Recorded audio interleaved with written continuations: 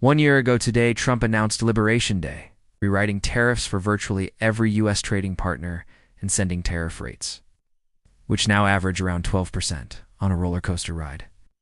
April 2nd, 2025 will forever be remembered as the day American industry was reborn. In the years since, he has used those tariffs to reshape U.S. trade policy, moving away from a model of cooperative trade agreements to one built on open economic pressure against U.S. allies and adversaries alike. Hiking tariffs on nearly every U.S. trading partner left American and foreign businesses completely confused, not just because of the higher rates, but because Trump announced tariffs on even some uninhabited territories like the Heard and McDonald Islands, which are home to millions of penguins but no people at all. The average U.S. tariff rate jumped from 9.1%, already far higher than under President Joe Biden, to 24.2%, the highest average rate since the Great Depression. After a week of chaos in the markets, Trump posted on his Truth Social platform that he would pause the tariffs for 90 days to allow talks with trading partners. The move came to be known as President First Taco, a Wall Street term for America President always chickens out. It's called negotiation. You set a number, and if you go down, if I set a number at a ridiculous high number and I go down a little bit, they want me to hold that number. 145% tariff. Even I said, man, that really got up. Trump's tariff pause didn't shift the average tariff rate much because triple-digit levies on China stayed in place. However, it did catch some lawmakers completely off guard. What are the details? We've had discussion. How long is the pause? How many days? How many weeks? I understand it's 90 days. I haven't spoken to the president since I've been... So the trade representative hasn't spoken to the President of the United States about a global reordering of trade. Yes, I have. I've just been in the hearing with you. But yet he announced it on a tweet. WTF, who's in charge? In addition to the liberation tariffs, U.S. and China had been building up their trade war for months. By spring, tariffs between the two nations climbed above 100%, effectively cutting off trade between the world's two largest economies.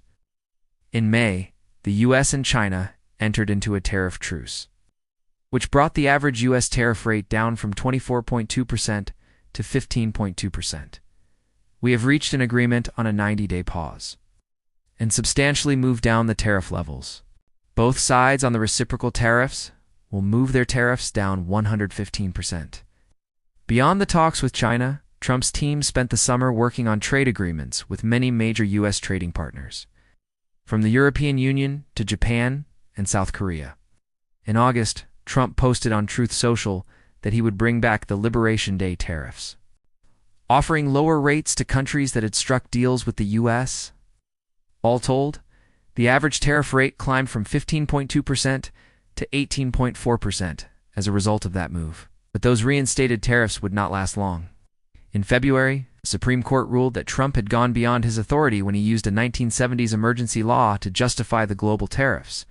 They're just being fools and lapdogs for the Orionos and the radical left Democrats. Not that this should have anything at all to do with it.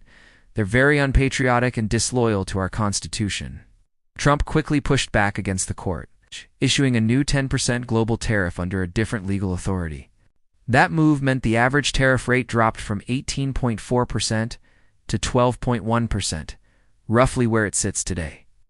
Throughout the year, Trump's team set 3 goals for his tariff policies: bringing manufacturing back to the U.S., raising money for the government, and gaining leverage in trade negotiations with other nations. Let's see how they've done. Since Liberation Day, the U.S. has lost nearly 90,000 manufacturing jobs, even as industrial production has gone up. Trump's team has more than tripled U.S. tariff revenue, bringing in $264 billion in calendar year 2025 compared to $79 billion the year before. But so far, that revenue has been far outweighed by Trump's other economic moves, like his 2025 tax cut and increased military spending.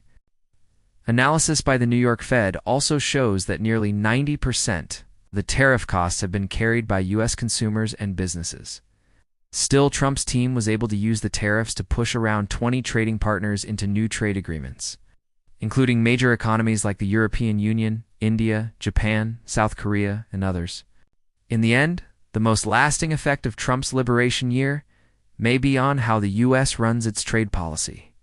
For decades, the U.S. leaned on cooperation with global trading partners to guide its economic approach, but Trump's second term has largely thrown out that model, replacing it with open economic pressure. With Trump threatening to wreck other economies with tariffs if they don't meet his demands,